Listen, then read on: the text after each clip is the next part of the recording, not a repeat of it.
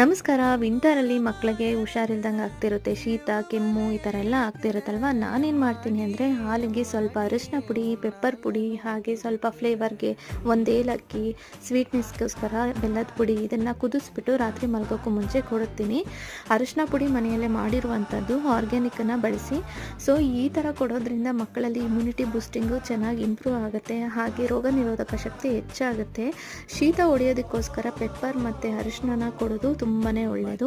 So ಇನ್ನೊಂದು tips ಏನಂತ ಅಂದರೆ ಇದನ್ನು ಸ್ವಲ್ಪ ಆರೋದಕ್ಕೆ ಇಟ್ಟು ಈಗ ಒಂದು ಎಣ್ಣೆ ರೆಡಿ ಮಾಡ್ಕೋತೀನಿ. ಇಲ್ಲಿ ನಾನು ಸಾಸಿವೆ ಎಣ್ಣೆಯನ್ನು ಬಳಸ್ತಾ ಇದ್ದೀನಿ. ಅದಕ್ಕೆ ಸ್ವಲ್ಪ ಅಜ್ವಾನು ಹಾಗೆ ಒಂದೆರಡು ಜಜ್ಜಿರುವ ಬೆಳ್ಳುಳ್ಳಿಯನ್ನು ನೀಟಾಗಿ ಕುದಿಸ್ಕೊಬೇಕು. ಈ ಥರ ನೊರೆ ಬರೋ ತನಕ ಕುದಿಸಿ ಇದನ್ನು ಸ್ವಲ್ಪ ಆರೋದಕ್ಕೆ ಇಡಬೇಕು.